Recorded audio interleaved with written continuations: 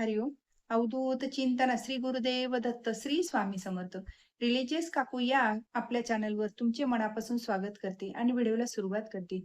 तुम्ही या चॅनलवर नवीन असाल तर लाईक, शेअर आणि सबस्क्राईब करायला विसरू नका. तुमचे एक लाईक आणि सबस्क्राईब आम्हाला पुढे जाण्याची बळ देते. चला तर व्हिडिओला सुरुवात करूया. बघा, तुम्ही जर कासव घरामध्ये ठेवत असाल तर ही एक चूक करू नका. आणि कासव आपण कुठल्या दिशेला ठेवायचं? कारण ही योग्य दिशेला जर ठेवलं तरच आपल्याला घरामध्ये त्यांचा फरक जाणवायला लागेल. आपल्या घरामध्ये जे काही शुभ स्पंदने तयार होतील, तर आपल्याला कुठल्या दिशेला ठेवायचे हे आजच्या आपण व्हिडिओमध्ये बघणार आहोत. तर शेवटपर्यंत नक्की बघा. तर बघा, आपल्या प्रत्येकाच्या घरामध्ये कासव आपण म्हणजे देवघरामध्ये असतोच. पण ते कासव आपण कुठल्याही समजा धातूचा घेऊ शकतो. आता बरेच याचा तांब्याचा असतो, पितळी असतो, कुठला काचेचा असतो. तर तुम्हाला जे वाटेल तुमच्या इच्छेनुसार तुम्हाला जे आणा वाटलं तो तुम्ही आणायचा आहे आणि आपण घरामध्ये समजा देवघरात ठेवतो. तर देवघरामध्ये कसाच ठेवायचा आपण, कारण चुकीच्या जर दिशेने ठेवलं तर त्याचं आपल्याला फळ मिळत नाही. जी काही आपण पूजा करतो, सेवा करतो त्याचं आपल्याला फळ मिळत नाही. त्यामुळे कासवाची सुद्धा योग्य दिशाच ही महत्त्वाची आहे. आणि तो कसा ठेवायचा ह्याला सुद्धा आपल्याला म्हणजे एक शास्त्रीय कारण दिलेलं आहे, की ते कुठला ठेवायचा, कसा ठेवायचा हे जर आपण व्यवस्थित नियमित जर सगळं व्यवस्था पूजा केली तरच आपल्याला त्या पूजेचं फळ मिळत असतं. तर बघा, हा कासव हा म्हणजे पाण्यातला प्राणी आहे. तर हा आपण असा नुसता जर ठेवला, तर ते आपल्याला त्याचं सुद्धा पूजेचं फळ मिळत नाही. कारण कासव हे सुद्धा लक्ष्मीचं प्रतीकच आहे. आणि जेव्हा आपण कासवची पूजा करतो, जेव्हा व्यवस्थित आपली पूजा झाली, तर लक्ष्मी सुद्धा आपल्यावर प्रसन्न होत असते. तर आपल्याला हा कासव म्हणजे जो तांब्याचा आणा, पितळी जे काही तुम्हाला आणायचं असेल, तर तो कासव आपल्याला ठेवताना आपल्याला पूर्वेकडे तोंड करून त्याचं ठेवायचं आहे. आणि सहज म्हणजे असं आपलं देवाकडे तोंड करून आपल्याला तो ठेवायचा आहे. आणि कासव आपल्याला रिकामा ठेवायचा नाही किंवा तांदळात वगैरे अशा ह्याच्यात पण ठेवायचं नाही. आपल्याला एक डिश घ्यायची आहे. त्या डिशमध्ये पाणी घालून आपल्याला तो कासव ठेवायचा आहे. आणि त्यामध्ये ठेवल्यानंतर आपल्याला कासवाची पूजा करायची आहे.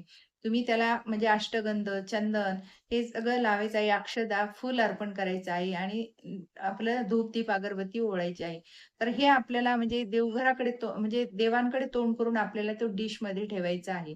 तर हे असं आपल्याला रोज म्हणजे पाण्यात घालूनच ठेवायचं आहे आणि रोजच्या रोज आपल्याला त्याचं पाणी बदलायचं आहे. जेव्हा तुम्ही ही म्हणजे आपल्याला लक्ष्मीचं प्रतीक आहे, त्यामुळं जेव्हा तुम्ही याची पूजा करताल, तेव्हा आपल्या घरामध्ये लक्ष्मी प्राप्तीचे योग येतात. जी काही आपली म्हणजे लक्ष्मी थांबलेली असती, जी आपली तर ती आपली सुद्धा प्रगती व्हायला लागते. आपली जी भरभराटी घरामध्ये लक्ष्मी एक म्हणजे लक्ष्मीची कृपा झाल्यानंतर आपल्या घरामध्ये सुख, शांती, ऐश्वर्य लाभतं आणि जे काही आपल्या पैशामध्ये खंड पडलेला असतो, तो सुद्धा आपल्याला जे काही आपले मार्ग असतात म्हणजे याचे त्यामधून आपल्याला पैसा यायला लागतो. जे काही तुम्ही व्यवसाय करत म्हणजे व्यवसाय कमी चालत होता, तो सुद्धा व्यवसाय आपला चांगला चालायला लागतो. तुम्ही जिथं तुमचं दुकान वगैरे असेल, तिथं सुद्धा तुम्ही तो कासव म्हणजे डिशमध्ये घालून, पाण्यात घालून तिथं ठेवू शकता. त्याची पूजा करायची आहे. कारण हे दुकानात सुद्धा ठेवल्याने खूप शुभ आहे. त्यामुळे तिथं सुद्धा आपल्यामध्ये घरामध्ये जे काही ठेवतो तसंच तिथं दुकानात ठेवलं तर तिथं सुद्धा आपला व्यवसायात भरभराटी येईल. आपला जे काही बिझनेस आपला कमी होत होता तो सुद्धा आता व्यवस्थित चालायला लागतो. त्यामुळे आपल्याला हे ऑफिसमध्ये म्हणा जिथं तुमचं दुकान वगैरे आहे तिथं सुद्धा तुम्ही हे ठेवू शकता. घरात तर आपण देवघरात ठेवतोच, पण हे ऑफिसमध्ये जिथं काही तुमचं दुकान वगैरे आहे तिथं पण हे तुम्ही ठेवू शकता. आणि आवर्जून ठेवायचं आहे. जिथं लक्ष्मी आपण पूजा करतो तिथंच लक्ष्मी टिकल, तिथंच लक्ष्मीची भरभराटी होईल. त्यामुळे हे आपल्याला कासवाचं हे तिथं आवर्जून डिशमध्ये ठेवायचं आहे. आणि हे समुद्र मंथनामध्ये भगवान हरिविष्णूने त्यांचं रूप घेतलं होतं. त्यामुळे ते सुद्धा आपल्याला तिथं भगवान हरिविष्णूंची सुद्धा आपल्यावर कृपा होणार आहे.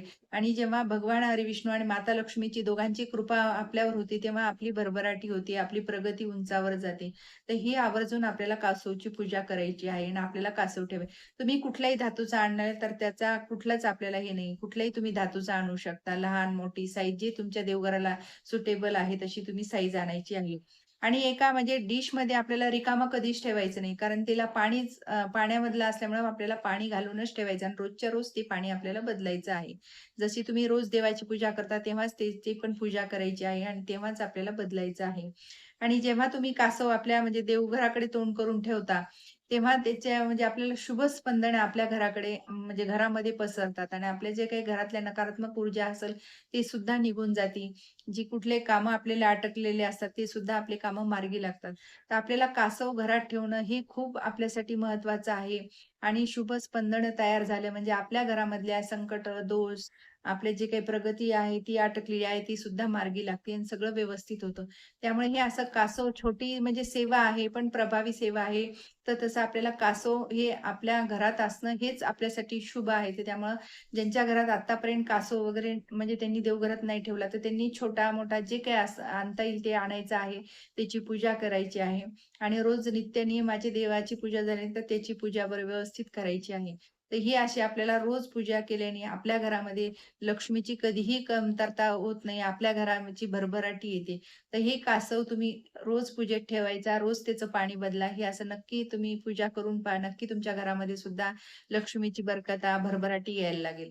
श्री स्वामी समर्थ. जय जय स्वामी समर्थ.